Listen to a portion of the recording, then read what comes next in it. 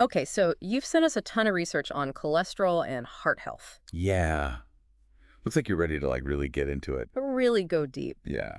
We've got excerpts from the book The Great Cholesterol Myth, Uh-huh. some really interesting studies, and even personal stories. Wow. Get ready to rethink what you thought you knew. Yeah. It's funny because we're moving past just looking at cholesterol numbers Right. and digging deeper into the bigger picture of heart health. Yeah. And these sources you've provided, they really push us to think about things like the role of sugar inflammation and stress. Right, things you might not normally connect with heart health. Yeah. It's true, we've been so focused on cholesterol, it's like we've been staring at one tree and missed the whole forest. Uh-huh. So today our deep dive mission is to cut through the noise and give you the most important information from all of this. Absolutely. By the end, you'll have a clearer understanding of what truly matters for your heart health, and maybe even some new ideas to think about. And maybe even the confidence to, talk to your doctor about this stuff. Exactly. So let's jump right in with this book. Okay. The Great Cholesterol Myth. Okay. The authors, Johnny Bowden and Stephen Sinatra, they really shake things up. Yeah. They argue that cholesterol is actually essential for life, Mm-hmm. and that just lowering it doesn't always prevent heart disease. It's a bold statement for Yeah, sure. right. They even compare it to bloodletting, Wow.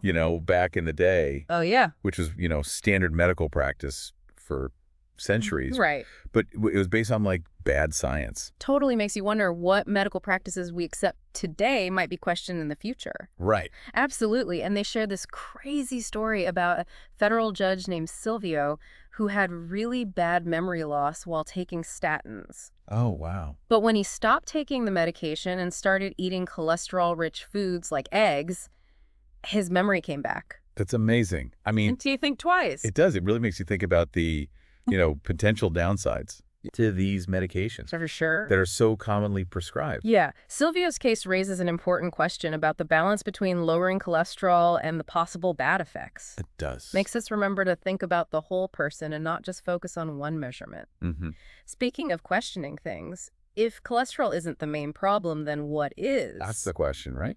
Bowden and Sinatra say that sugar is a much bigger threat to heart health than fat ever was. Interesting. And it all comes down to how sugar affects our hormones. Okay. They really dig into the endocrinology, Yeah. explaining how sugar can lead to a surge of insulin. Right. And over time, this can cause insulin resistance, weight gain, and inflammation in the artery walls. Exactly. They explain this insulin-sugar cycle in a really clear way. Yeah. How do they? Basically, when you eat sugar, Okay. your body releases insulin to help your cells use that sugar for energy. Uh-huh. But if you're always eating a ton of sugar, your cells become less sensitive to insulin, Oh, and your blood sugar levels stay high.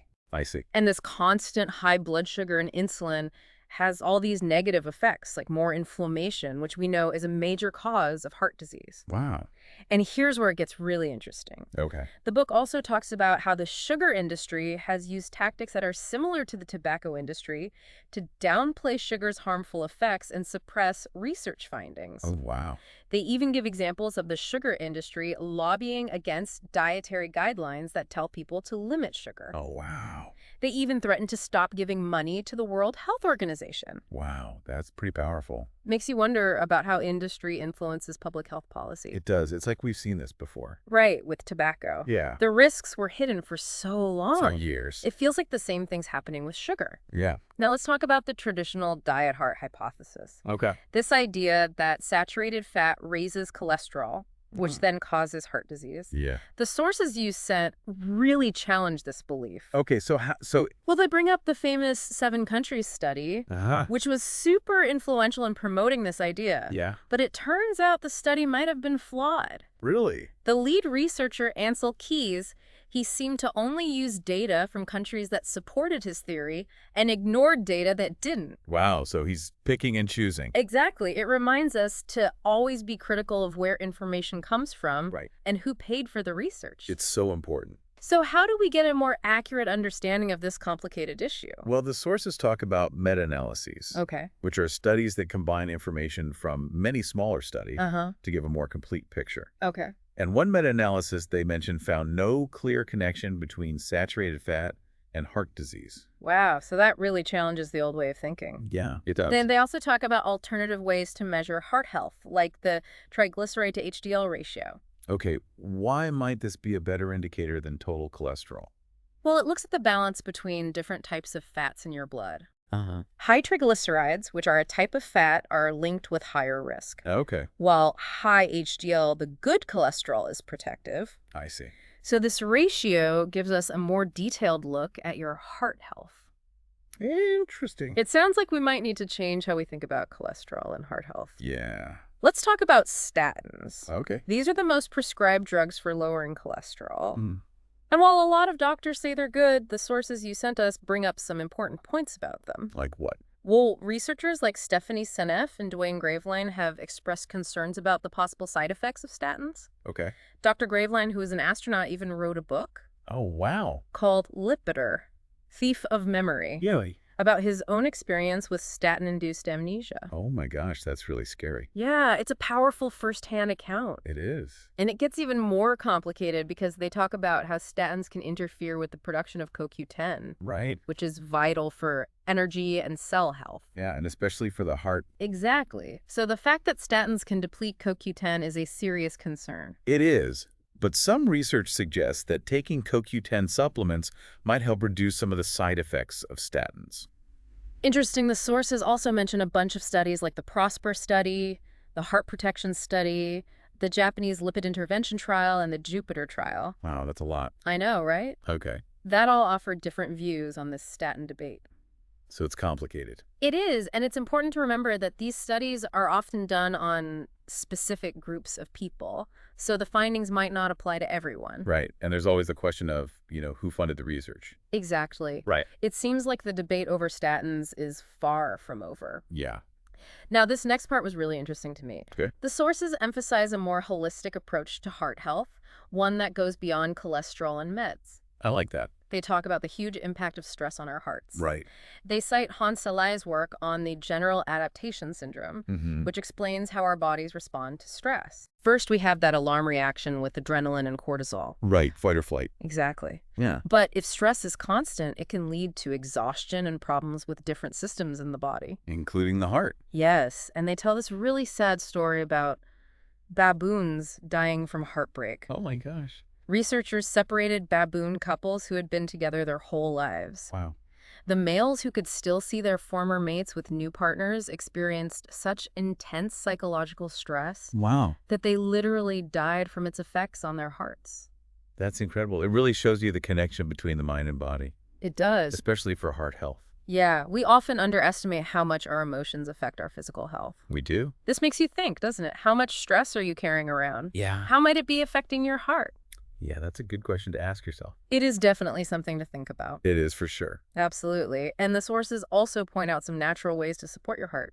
Like what? Things like omega-3 fatty acids and antioxidants, which can help fight inflammation and oxidative stress. Oh, those are important. They even mention natural clot busters like nattokinase, Interesting. which can improve blood flow and reduce the risk of clots. Wow, it's all about looking at the bigger picture Right. and how everything's connected. Exactly. Now, in addition to what we shouldn't be eating or doing, let's talk about what we should be adding to our lives. Okay, I like that. These sources emphasize how important lifestyle choices are for heart health. It's not just about pills. Right. They even have an eat this list, Oh, fun. highlighting foods that have been shown to protect the heart. And what are some of those foods? Things like nuts, beans, pomegranate red wine, and green tea. Wow, that's a good mix. I know, right? I always love getting into the specifics. Me too. So let's talk about the research behind some of these heart-healthy foods. Okay, so Studies have found that just a handful of nuts a few times a week can significantly lower your risk of a heart attack. that's great. Yeah. Chestnuts are delicious. They are. And beans are like nutritional superstars. Yeah. What makes them so good? Well, they're full of fiber, which helps lower cholesterol and regulate blood sugar. Uh-huh. And they're a great source of antioxidants and folic acid, which is important for a healthy heart. Nice. Pomegranate, with its bright red seeds, is another heart hero. I love pomegranate. Me too. And research suggests that pomegranate juice can improve blood flow, reduce blood pressure, and even reverse plaque buildup in the arteries. Wow, that's amazing. I know, it's like a superfood for your heart. It really is. And red wine in moderation, of Of course, course. has long been linked to heart benefits, mainly because of its resveratrol content, Right. which is a powerful antioxidant found in grape skins. Mm-hmm. Studies show that resveratrol can protect against cell damage and inflammation. That's great. Now, green tea is my personal favorite. Oh, nice. It's so rich in antioxidants, especially EGCG, Uh-huh. which has been shown to improve heart health by lowering blood pressure and reducing the risk of blood clots. Nice. So many good choices. There are, and the sources remind us that it's not just about what we eat, Mm-hmm. but also about how we manage our minds and emotions. Right. That's so important. They talk about the importance of dealing with the emotional and psychological parts of heart health. Okay. How do they suggest we do that? Well, they talk about the benefits of deep breathing exercises, laughter, intimacy, and social connections. Those are all great. I love that they mention laughter. Me too. It's such a simple but powerful way to change our mood and let go of tension. It really is. Laughter's been shown to increase endorphin production, which makes you feel better and relieves pain. Uh-huh. And it can even help lower those stress hormones like cortisol and adrenaline. Exactly. And having strong social connections can make us feel like we belong and have support, which can protect us from stress Yeah. and improve our overall well-being. That's so true. It's really about creating a lifestyle that supports both your physical and emotional health. Absolutely. And that brings us to an important question. The sources we've talked about mainly focus on preventing heart disease, Right.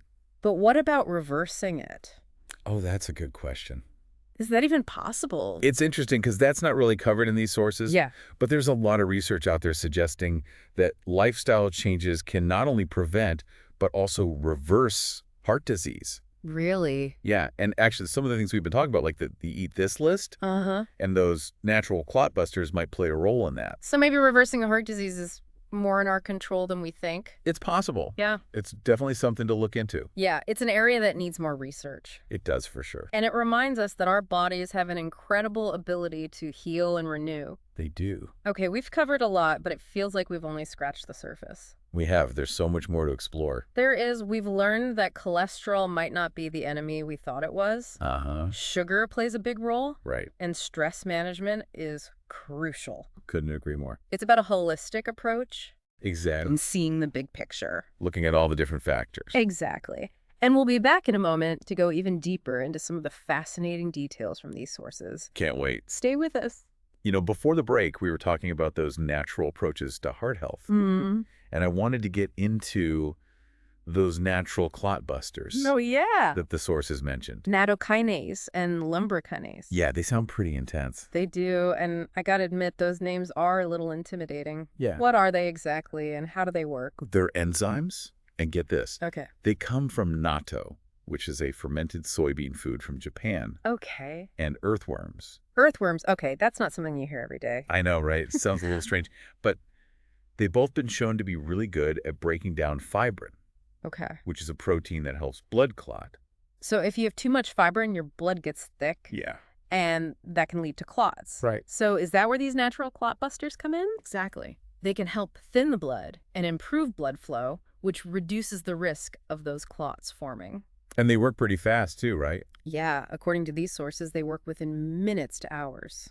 That's amazing. Are there any other natural things in these sources that you found interesting? There's one that I think people don't talk about enough. Okay. Cocoflavanols. Cocoflavanol. Yeah, those are plant chemicals that are found in cocoa, Okay. and they help your body make nitric oxide. Oh, I've heard of nitric oxide. Yeah, It's like a signal that tells your blood vessels to relax and open up, right? exactly, and that's called vasodilation. Okay. And it helps lower blood pressure and improve circulation. So dark chocolate is good for you. Well, we're talking about dark chocolate with a lot of cocoa. Right, not the sugary kind. Yeah, but yes, those flavanols and dark chocolate seem to be really good for your heart. Okay, so dark chocolate is delicious and good for you. Exactly. I like that. Now, I want to go back to that eat this list from the sources. They're really big on making sure we eat certain foods to keep our hearts healthy. Yeah, it's not just about avoiding the bad stuff. Right, it's about adding in the good stuff. Totally. I'm a big fan of nuts. Almonds and walnuts are my go-to. Oh, those are good. What makes them so good for your heart? Well, they've got healthy fats, fiber, and antioxidants. Uh-huh. And studies show they lower LDL cholesterol, the bad kind, and raise HDL, the good kind. Right, and I think they also help with blood vessel function. They do, and reduce inflammation. Wow, they really do it all. They do. The sources actually mention 5 big studies like the Adventist Health Study and the Nurses' Health Study Then, that found people who ate nuts a few times a week had a 30 to 50% lower risk of heart attacks or heart disease. wow, those are big numbers. They are. Now, what about beans? Beans. Yeah, I know they're a good source of protein and fiber, Mm-hmm. but I didn't know they were so good for your heart. Well, they're a nutritional powerhouse. What makes them so special? Well, all that fiber not only helps lower cholesterol, but it regulates blood sugar, Right. which is key for preventing insulin resistance and all the inflammation that comes with it. Uh-huh. And they're also packed with antioxidants and folic acid. Yes, which helps lower homocysteine, Homocysteine. another risk factor for heart disease. Wow. So they're like little heart protectors. They are. One study even found that just one serving of beans a day Wow. could lower the risk of a heart attack by 38%. Okay. I'm sold. I need to eat more beans. Me too. Now, another item on that list that caught my eye was pomegranate. Ooh, pomegranate. I love the taste of those seeds. Yeah. But I had no idea they were so good for you. People have been using pomegranate for medicine for centuries. Wow. And now research is showing that those traditional uses were right on. So what's so great about pomegranate? Well, it's full of antioxidants, Okay. even more than red wine or green tea. Really? And there are studies that show that pomegranate juice can help with blood flow, reduce blood pressure, and even reverse plaque buildup in the arteries. It's amazing. It really is like a superfood for the heart. It works by reducing oxidative stress and inflammation, Okay. which are two key things that lead to atherosclerosis, Yeah. the hardening of the arteries. Right. Okay, let's talk about red wine. Good. People always say it's good for your heart, but you got to drink it in moderation. Right. So what's the real story with red wine and heart health? Well, the key ingredient is resveratrol. Resveratrol. Yeah, it's a polyphenol found in great skins. Okay. It's a powerful antioxidant that can protect your cells from damage and inflammation. I've heard that studies have linked resveratrol to lower blood pressure, better cholesterol levels, and even a lower risk of blood clots. That's right. But it's important to note that most of those studies were done on animals or in labs. Okay. We still need more research on humans. I see. And it's hard to separate the effects of resveratrol from other things in red wine Right. or from a person's overall diet and lifestyle. So a glass of red wine with dinner might be okay, No, but it's not a magic cure. definitely not. And you got to be careful not to drink too much. Right. Moderation is key, Yeah, because too much alcohol can be bad for your health. including your heart. Exactly. It's all about balance. Now let's move on to another drink that's known for its health benefits. Okay, what's that? Green tea. Oh, I love green tea. Me too. I love the taste and how it gives me a little boost of energy. It's so good for you. What are some of the ways it helps your heart? Well, green tea is full of polyphenols, especially a type called catechins. Okay. The most common one is EGCG. EGCG, I've heard of that. Yeah, it's a really strong antioxidant. It is. It can help protect your cells from damage caused by free radicals. Right. And it's also anti-inflammatory, Okay. which means it can help reduce inflammation throughout your body, including your arteries. And I know studies have shown that green tea can lower blood pressure, improve cholesterol levels, and even reduce the risk of blood clots. That's amazing. Yeah. Some research even suggests that green tea might help the endothelium work better. The endothelium? Yeah, that's the inner lining of your blood vessels. Oh, okay. It's really important for regulating blood flow and preventing plaque buildup. So green tea is a winner for heart health. It seems like it, and I'm going to talk about something that's really important, but people don't always think about Okay. What's that? the emotional and psychological side of heart health. Right. The sources talk about how stress, anxiety, and negative emotions can really affect our hearts. They do. There was even one study that found that people who are always angry and hostile Wow, have a higher risk of heart disease. that makes sense. It's not just the negative emotions either. It's Sure. also the lack of positive emotions. Like what? Joy, love, gratitude. Yeah, Those can also affect our hearts. I mean, you need both. We do. It's like our emotional state is always talking to our hearts, influencing how they work and their overall health. That's a great way to put it. The sources highlight a few things we can do to create more positive emotions and reduce stress.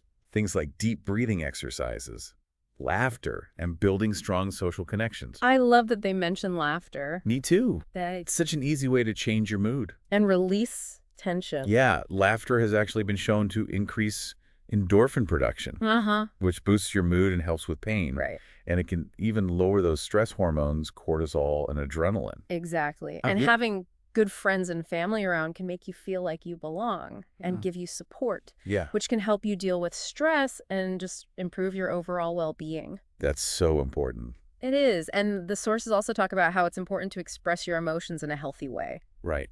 Don't bottle them up, Exactly. It's like all those pent-up emotions can build up pressure and eventually harm your physical health. including your heart. Yes, find healthy ways to let your emotions out, whether it's talking to someone, journaling, or being creative. Those are all great ideas. Yeah, It's about creating a life that's full of joy, love, connection, and meaning. that's beautiful. Those are the things that make a truly healthy heart. Now, before we move on, Okay. I want to mention a couple of other points from the sources. Okay. One is about iron overload. Iron overload. Yeah, it's also called hemochromatosis. Okay. It's where your body absorbs too much iron from food. Oh, I've heard of that, but I wouldn't think iron could be harmful. I know, right? Iron's essential for our health. It is. But too much of anything can be a bad thing. Right. And the sources say that too much iron can build up in your organs, including your heart, Oh, wow. leading to oxidative stress and damage. That's not good. No, it's not. And they mention that doctors can measure iron levels in your blood by looking at a protein called ferritin. Ferritin. Yeah, high ferritin levels could mean you have too much iron. Interesting. One study they talk about found that men with high ferritin levels were more than twice as likely to have heart attacks. Wow, that's a lot higher. It is, the authors even say that ferritin levels might be an even stronger risk factor for heart disease than high blood pressure or diabetes. That's pretty significant. It is. If someone has high ferritin levels, they recommend donating blood regularly or talking to their doctor about therapeutic phlebotomy. Okay, what's that? It's a procedure to remove excess blood. Oh, so it's like donating blood, but specifically for this. Exactly. It's fascinating how something like iron levels, which you wouldn't think is connected to heart health, Right. You don't usually think about it. can actually play such a big role. It really shows how everything in our bodies is connected. It does, and how important it is to think about all aspects of our health. Now, another thing they talk about is inflammation. Yeah, we've been talking about that. We have, but it's worth emphasizing. It is, because chronic inflammation is like a slow burning fire inside your body It is. that can damage your blood vessels, increase the risk of blood clots, and contribute to atherosclerosis. And it's not always easy to spot. Right. It's not like a cut or a sprain Yeah. where you can see the inflammation. It's sneaky. It is. It can be doing damage without you even knowing. That's scary. Are there any ways to know if you have inflammation? Well, the sources mention that there are blood tests that can measure inflammation levels, Okay. like C-reactive protein or CRP and interleukin-6. Okay. And what do those tell you? CRP is a general marker of inflammation, Okay. and high levels are linked to a higher risk of heart disease. Huh. Interleukin-6 is more specific, Okay. and it might be even better at predicting heart disease risk. So if you're worried about inflammation, you should ask your doctor about these tests. Yes, and of course there are a lot of things you can do to lower inflammation. Like what? Things like eating a healthy diet, exercising regularly, managing stress, and getting enough sleep. Right, all the good stuff. Exactly. It's about making your body a place that heals and repairs, instead of a place that's inflamed. Makes sense. Now, besides blood tests, Okay. the sources also mention another way to check your heart health, What's that? the coronary calcium scan. Oh, I've heard of that. Yeah, it's a way to measure calcium buildup in the arteries. Right, and it doesn't involve any needles or anything. Exactly. Calcium deposits in the arteries are a sign of atherosclerosis, and the amount of calcium can tell you how bad it is. So how does the scan work? Well, it gives you a calcium score, Okay. which can help figure out your risk of a heart attack or other heart problems. So it's like a sneak peek into the future of your heart. It kind of is. This is all so interesting. It is. And I think it's time for a quick break. We'll be back in a moment to finish up our deep dive into cholesterol myths and heart health. You know, before the break, we were talking about all those different ways to assess heart health. Yeah, all the blood tests and scans. Right. But one thing that's really stuck with me is how the sources challenge the idea of cholesterol being the main cause of heart disease.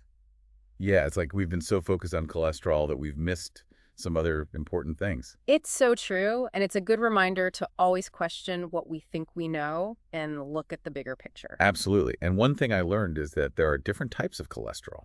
Right. It's not just about that total cholesterol number. Exactly. The sources talk about LDL and HDL, of course. Uh-huh. But then they get into these other terms I haven't heard much about before, Oh, like what? like LDL particle size Okay. and LPA. LPO. What are they? So basically, not all LDL cholesterol is the same. Okay. Small, dense LDL particles are more likely to get stuck in your arteries.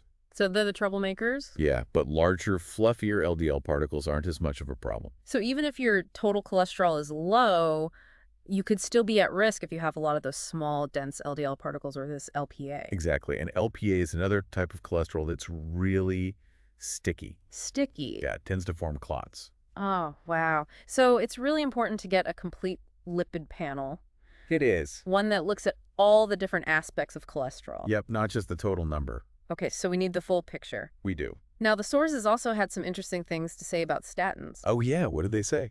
Well, they agree that statins can lower cholesterol, but they also point out that statins do other things in the body, Okay. which might explain why they seem to help some people. Like what kind of things? They talk about how statins can reduce inflammation, Uh-huh. improve blood vessel function, Okay. and even stabilize plaque, so it's less likely to rupture and cause a heart attack. So they're doing more than just lowering cholesterol. It seems like it. That's interesting. It is, Yeah. but we also have to consider the risks, Right. which we've talked about. Yeah, those can be serious for some people. Exactly, and it's important to remember that statins aren't right for everyone. Definitely not. The decision to take statins is a personal one, It is. and you should talk to your doctor about it. Absolutely. They can help you weigh the pros and cons. Right, and consider your own risk factors and what you prefer, Yeah, it's all about having all the information and having a good relationship with your doctor. so you can make the best decision for you. Exactly. Now, one of the things I really liked about these sources is how they focus on lifestyle changes for heart health. Yeah, it's empowering. It's not just about taking medicine. Right. It's about taking control of your health through the choices you make every day. Love that. And what are some of those choices? Well, they talk about a healthy diet, regular exercise, Okay. managing stress, and getting enough sleep. The basics. They are, but they're so important. They are, and they even suggest some specific things you can do with your diet, Like what? like cutting back on sugar Okay. and eating more omega-3 fatty acids, antioxidants, and fiber. And they also say it's important to find ways to move your body that you enjoy. Yeah, find something you like. Whether it's dancing, hiking, swimming, or just taking a walk. It all counts. It does. And what really hit home for me is that heart health isn't just about avoiding disease. It's about living a good life. Exactly. Of life that's full of joy, connection, and meaning. Those are the things that matter. They are. And the sources talk about nurturing your relationships, expressing your emotions, finding your purpose, and being grateful. Those are all so important. They are, and they're not just fluffy ideas. Right. They're crucial for a healthy heart. It's like we need to create the right environment for our hearts to thrive. I love that both inside our bodies and in our lives. Beautifully said. I think that wraps it up perfectly. This deep dive has given us so much to think about. It has. But now it's up to each of us to decide how to use this information in our own lives. So true. Thank you so much for joining us on this journey. It's been a pleasure. We hope you've learned something new. And maybe even feel inspired to take better care of your heart. And remember, the journey to heart health is a lifelong one. It is so. Keep learning, keep exploring, and most importantly, keep listening to your heart. Because it's the wisest guide you'll ever have. Couldn't agree more. Thanks for listening, everyone.